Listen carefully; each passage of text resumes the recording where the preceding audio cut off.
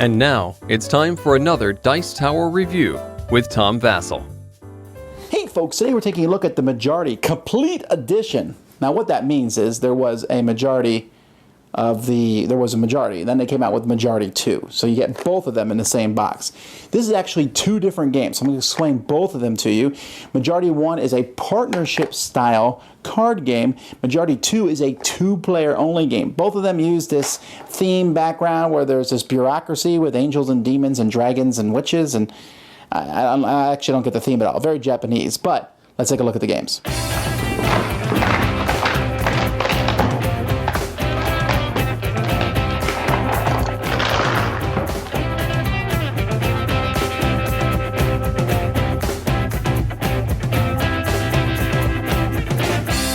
In Majority 1, there is a deck of cards. There's three colors, yellow, red, and blue.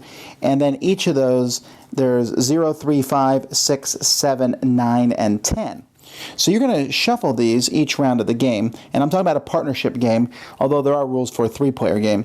But in the partnership game, you're going to shuffle these, and then each player is going to get a handful of cards, 6 cards for the first round. And of these 6 cards, you're going to pick one of them that you want to keep. So I want to keep the 10. And then pass the 5 to the next person. When you get those 5, you pick one, and you keep going till you have 6 cards. Then, players are going to simultaneously pass one card from their hand to their partner. Then, after that, you're going to play 5 of those 6 cards. After that, you'll score, you'll come back and do this again 3 more rounds, although in the second, third, and fourth round, you will only have 5 cards rather than 6. You'll play all your cards except 1, and that 1 card you keep will go from round to round.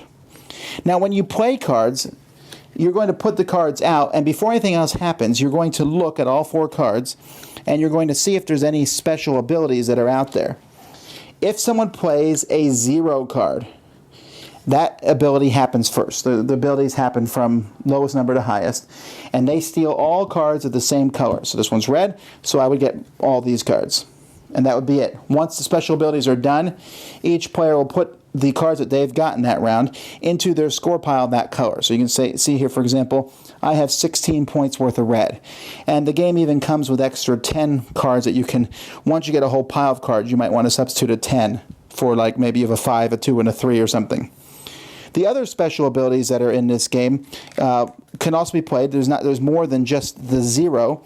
There's a 2. The 2 is the assassin, happens after the 0, and the 2 basically kills all cards of another color. So if someone had played these here, and I played the 2, the blue and the red are discarded.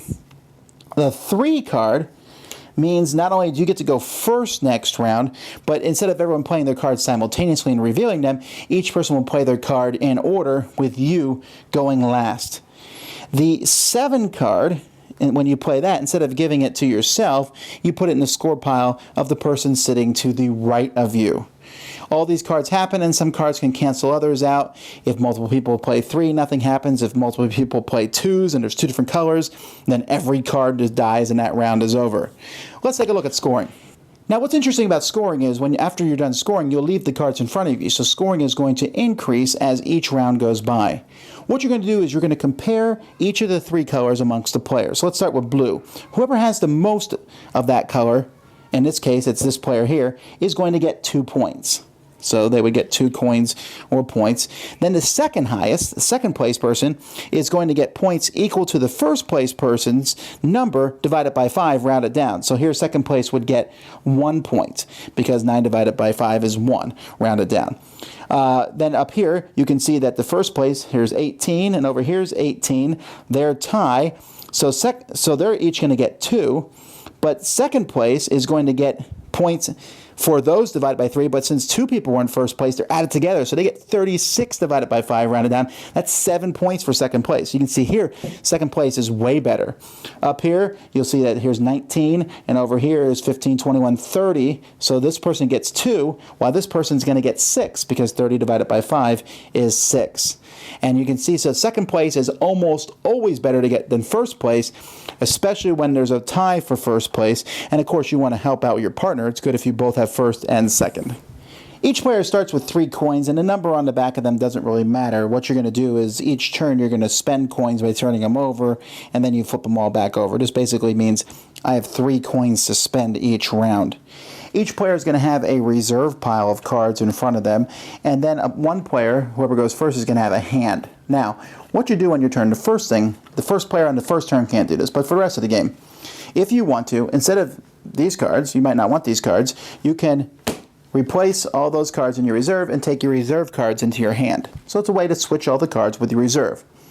You then can draw cards.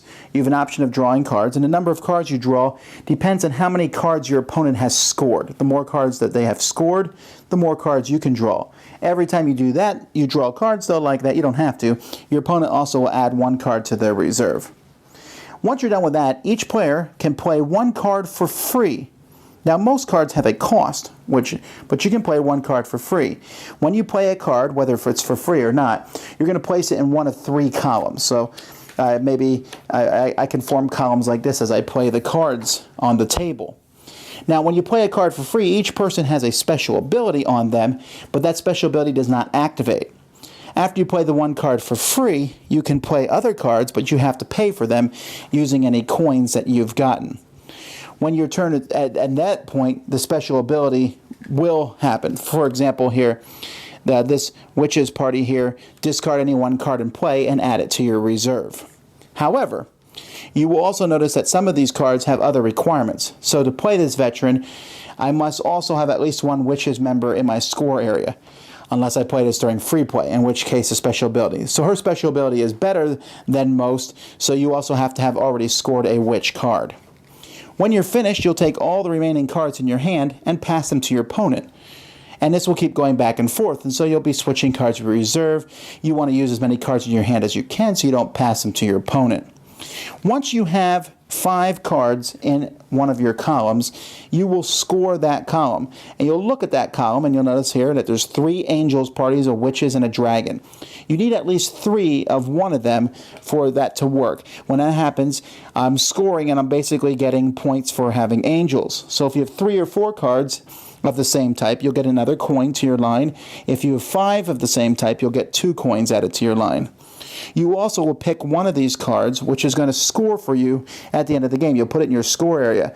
These cards have 3, 4, 5 stars, or sometimes even more, and they also might have other special abilities that will come into place as you play them. For example, the Secretary card here has no special abilities, but at the end of the game, there are an extra 2 victory points for each other, in this case, Dragon's party card that you have. So there's special abilities that you have.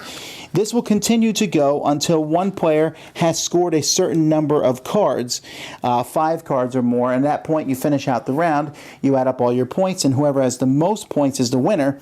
Also remembering that you're going to get 1 point for each coin that you have in the line in front of you.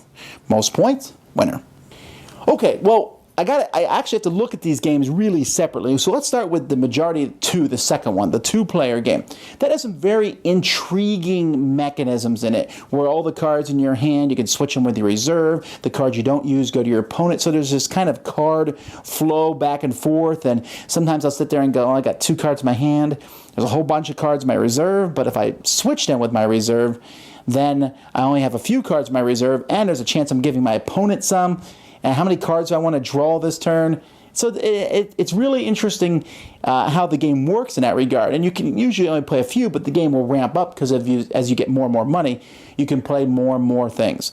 There's a few small problems with it. I think the secretaries are too powerful. You get a couple secretaries of the same color out there, and they're worth way more points. It's a very easy addition to add them. They get you... They're winning the gameable type cards to play, and they don't seem like they should be because they're easy to play. Some of the cards are also difficult to play. They're like, well, you need to have 2 cards of this type in your score pile. Really? I mean, if you have 2 cards of that type in your score pile, that's great, but all that work just to play the 1 card, not sure that's as worth it. And there are also cards where you can discard a card in someone else's score pile that almost feels too annoyingly powerful. It's a lot of work to get a card in your score pile. To have someone take it away can be a little frustrating. But despite that, I did find everything very interesting. The cutesy anime artwork is okay. I don't really mind the theme, and I could take it or leave it. But I thought it was an interesting back and forth fun game that just had a few small problems. Majority, the first game, though, I think is fantastic. It's so intriguing to me. Like I said, you can play it 3 players, which is okay. Each person has their own score piles, and that's fine. But the partnership is very intriguing. Now, the rules didn't really say how much communication you can have with your partner, so we played that you really can't, just by giving him cards. But sitting there and trying to figure out, I mean, the best thing is for you to get first place and your partner to get second, and you get all the points. But at the same time, you have to watch as the colors are played out. If someone has a whole pile of red, you say, okay, well, I'm going to get second place. So then you are fighting another person for second place in that, because second place is a big deal. And if you go for second place and maybe then play too many cards, it's just kind of interesting in how the whole thing works out. That stealing card, where you get cards of other colors, you have to play it at the right time, but you got to be careful too, because you might get so many points it pushes you into first place. I really like the mechanism of second place getting more points than first, and trying to play cards in that way, and special cards and the drafting makes it very interesting. Do I want the 10 blue? Probably not, because that's going to push me too high in the blue, but at the same time, am I going to give it to you? Lots of tough decisions, and it's neat how that game ramps up with scoring too. So I would get this just for that game. The fact that there are 2 pretty cool games in the box makes it even doubly worth my while. So check it out, Majority, the complete edition. Dice Tower Judgment, Majority 1, excellent. Majority 2, approved. Thanks so much for watching the Dice Tower videos. Find more great videos and reviews, as well as our top-rated audio podcast at Dicetower.com. You can also find other great shows at Dicetowernetwork.com. I'm Eric Summerer, and you've been watching The Dice Tower. The Dice Tower is sponsored by Cool Stuff Inc., where you can find great games for great prices. Cool stuff in stock. Check them out at CoolStuffInc.com. Shut the door, Tom.